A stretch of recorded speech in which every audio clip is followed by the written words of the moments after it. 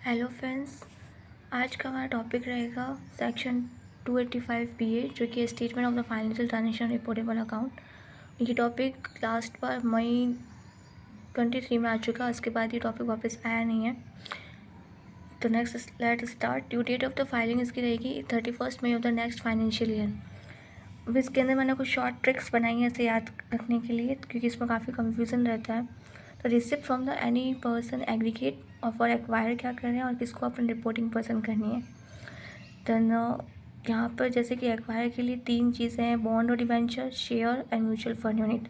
तो बॉन्ड और debenture obviously आप किसको रिपोर्टिंग करेंगे, जो कंपनी इशू करती है बॉन्ड डिबेंचर। शेयर है तो किसको रिपोर्टिंग करेंगे, जो कंपनी इशू करती है शेयर।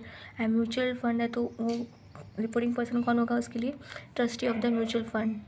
अब इसके अंदर receipt from the any person aggregate पर इंपॉर्टेंट है, और इसमें तीनों में 10 लाख और मोर, 10 लाख और मोर, 10 लाख और मोर है। तो ये तरह से याद हो गया bond debenture, share, mutual fund का। उसके बाद में बायबैक ऑफ शेयर है, जो एक्वायरिंग नहीं है लेकिन बायबैक ऑफ शेयर है, तो ये रिपोर्टिंग का इसको करेंगे, ऑब्वियसली लिस्टिंग कंपनी को करेंगे, तो इसमें अमाउंट्स भी है 10 लाख और मोर है। फिर उसके बाद में 2 डिफरेंट ट्रांजेक्शन है, जैसे कि फॉरेन करेंसी का सेल करना। तो फॉरेन करेंसी का सेल करना तो उसके लिए ऑथोराइज पर्सन कौन होगा, ऑथोराइज डीलर होगा, जिसको आपको रिपोर्टिंग करनी है, और अमाउंट 10 लाख और मोर है। फिर उसके बाद में इमूवेबल प्रॉपर्टी है, जिसको परचेज एंड सेल करनी है, जिसका अमाउंट डिफरेंट है 30 लाख और मोर, 30 लाख और मोर, और किसको रिपोर्टिंग करनी है, रजिस्ट्रार को करनी है। और एक और है डिफरेंट ट्रांजेक्शन की, आप जो भी cash cell of goods and services करते हैं तो एक्सीडिंग 2 लाख, इसमें एक्सीडिंग है और ज़्यादा इंपॉर्टेंट है, सिर्फ 2 लाख नहीं, एक्सीडिंग 2 लाख होगा। और इसी प्रकार कैश पेमेंट होगा, और रिपोर्टिंग पर्सन कौन होगा, सेलर या फिर where who is liable to the 44 AB। तो इसके अंदर मतलब bond debenture, share, mutual fund, ये तीनों तो एक ही हो गए। उसके बाद में बायबैक का हो गया 10 लाख और मोर। उसके बाद में sale of the foreign currency, इनका अमाउंट सेम है। एक परचेज और sale of the immovable property, उसका 30 लाख और मोर है, और sale of the goods and services का उसमें एक्सीडिंग 2 लाख है। तो उसके बाद में बैंकिंग कंपनी और कोऑपरेटिव बैंक जो कि रिपोर्टिंग पर्सन होता है, उसके अंदर की कुछ ट्रांजेक्शन है, तो उसको याद करने के लिए ट्रिक है, जैसे कि करंट अकाउंट है।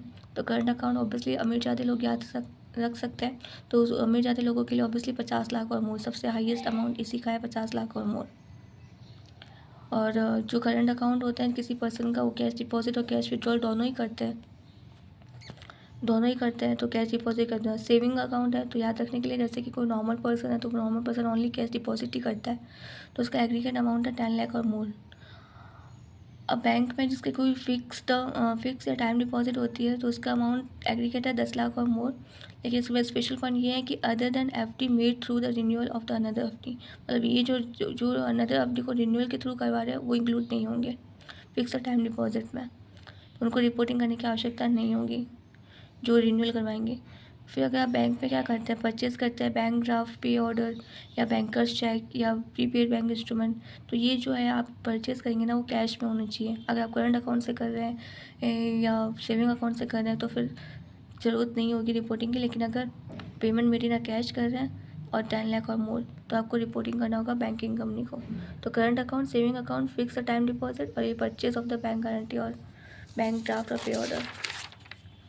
उसके बाद में एक लास्ट है बैंकिंग का, कि against bill raised in respect of the credit card के रिस्पेक्ट में अगर किसी पर्सन ने बिल रेज किया तो उसका पेमेंट बाय एनी पर्सन हो सकता है। तो अगर कैश में है तो 1 लाख है, और अगर किसी अदर मोड से है तो 10 लाख है। 285 BA की पेनल्टी है, जो कि 271 FE और 271 FAA।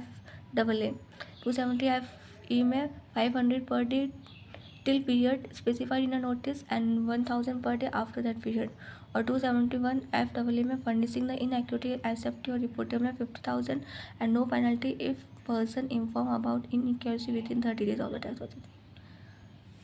Thank you.